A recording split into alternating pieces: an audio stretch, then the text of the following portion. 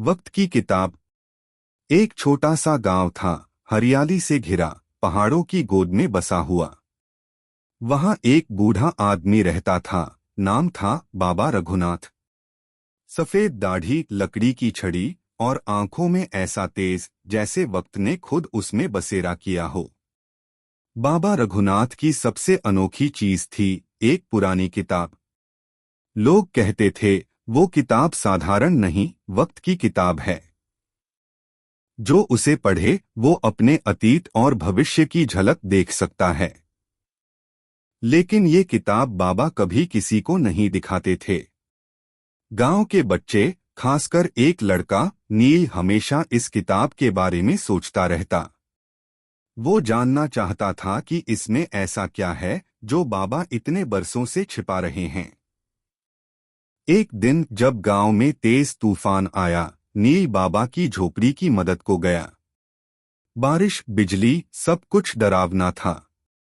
लेकिन झोपड़ी में घुसते ही उसने देखा बाबा किताब लिए बैठे हैं और कुछ बुदबुदा रहे हैं। बाबा, ये किताब सच में जादुई है? नील ने डरते हुए पूछा। बाबा मुस्कराए, बेटा, जादू किताब में नहीं, उसे पढ़ने वाले की नीयत में होता है। क्या तुम तैयार हो इसके रहस्य जानने के लिए? नील ने सिर हिलाया। बाबा ने किताब खोली और उसमें से निकली एक सुनहरी रोशनी। जैसे ही नील ने पहली पंक्ति पढ़ी, उसके सामने उसका बचपन का एक दृश्य आ गया, जब उसने पहली बार स्कूल में भाषण दिया था और सबने ताली बजाई थी। ये क्या है? नील चौंका।